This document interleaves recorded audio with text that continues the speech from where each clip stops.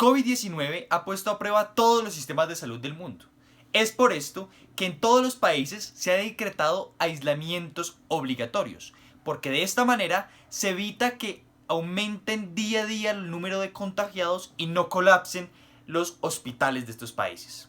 Duque en Colombia se demoró bastantes días en decretar finalmente el aislamiento obligatorio y solo lo hizo obligado luego de que en Bogotá la alcaldesa decretara un simulacro de aislamiento obligatorio que fue emulado, fue replicado por demás alcaldes y gobernadores. Frente a esta emergencia sanitaria hay una pregunta pertinente que hacerse.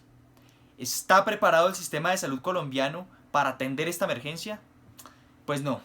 La privatización del sistema de salud ha llevado a una crisis de este sistema, que hoy, durante la crisis por el COVID-19, puede reflejarse lastimosamente en más muertes.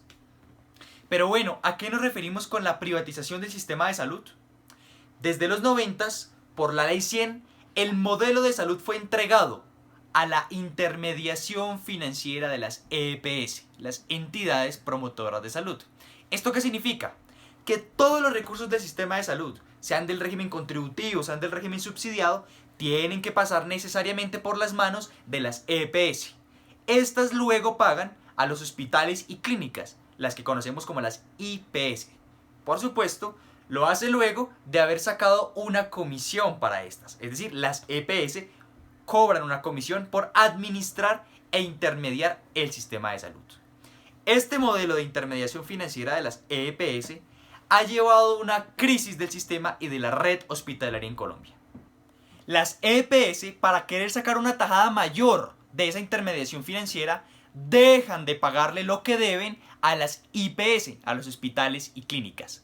A tal punto que hoy, en todo Colombia, las EPS en su conjunto deben 21 billones de pesos a los hospitales y clínicas, teniendo a más de 900 de estas hospitales y clínicas en riesgo de quebrarse. Mientras en Colombia solo hay 1,5 médicos por cada 1000 habitantes colombianos, en Italia o España, por ejemplo, hay 5 médicos por cada 1000 habitantes. Y en cuestión de enfermeras, mientras en los países europeos hay entre 12 a 18 enfermeras por cada 1000 habitantes, en Colombia solo hay una enfermera por cada 1000 habitantes. Pero bueno, ¿qué ha hecho Duque para atender la crisis del sistema de salud durante esta emergencia? El 5 de abril anunció el Ministerio de Salud con bombos y platillos que iban a hacer una transferencia de 2,7 billones de pesos al sistema de salud. El 9 de abril estaba la periodista María Jimena Duzán denunciando que estos recursos no llegaban a los hospitales y clínicas. ¿Por qué?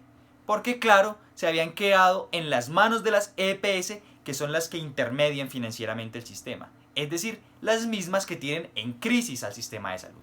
Duque expidió el decreto 538, con el cual obligaba a todos los trabajadores de la salud para que se pusieran a disposición del sistema de salud, pero sin que se mencionara en ninguna parte del decreto que se les iban a garantizar las condiciones de bioseguridad, es decir, protegerlos para que con implementos no tengan tan alto riesgo para contagiarse del virus. Gravísimo, cuando ya se han conocido varios hechos de muertes de trabajadores de la salud que han muerto en primera línea enfrentando este virus.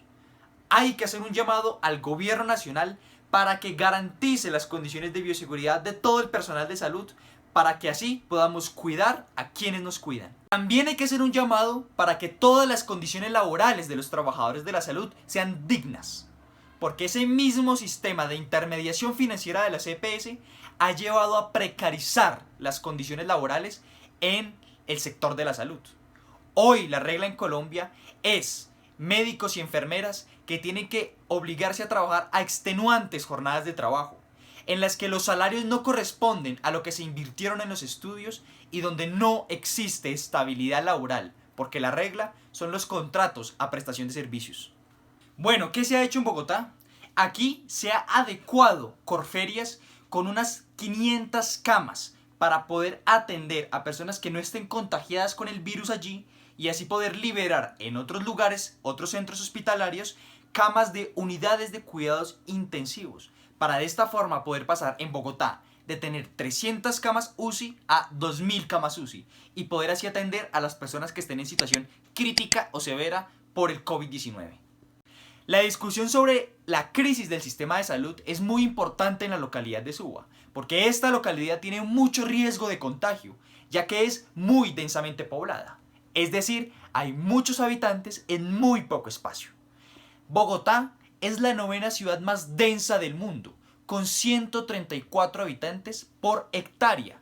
Mientras tanto, muy lejos, por ejemplo, de ciudades como Viena, donde tan solo hay 35 habitantes por hectárea. Las UPZ más densamente pobladas de Suba son Tibabuyes y Rincón. Tibabuyes tiene 400 habitantes viviendo por hectárea y el Rincón más de 500 habitantes viviendo por hectárea en la localidad. A esto se le suma que en la localidad 8.000 viviendas carecen de servicios públicos, están en hacinamiento o no tienen un lugar adecuado para lavar sus alimentos. Condiciones pésimas de salubridad que son caldo de cultivo para que el virus se propague. Y los resultados ya se han visto.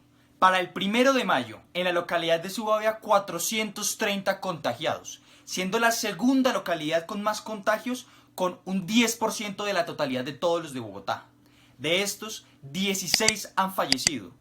El 6% se encuentra hospitalizado y el 1% se encuentra en una situación crítica o severa. La emergencia sanitaria que ha generado el COVID-19 es apremiante en el mundo, en Colombia y en Bogotá.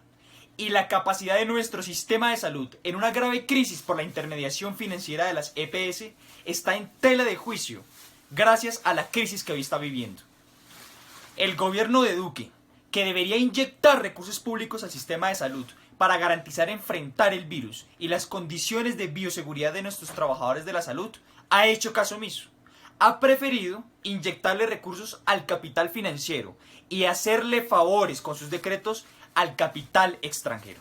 Colombia tiene que unirse en un llamado para rechazar la intermediación financiera de las EPS, de las cuales Duque por supuesto es defensor, y exigir que hoy se garanticen los recursos públicos para garantizar las condiciones laborales de los trabajadores de la salud, sus condiciones de bioseguridad y que se tenga la capacidad necesaria en el sistema de salud para enfrentar la crisis que se viene.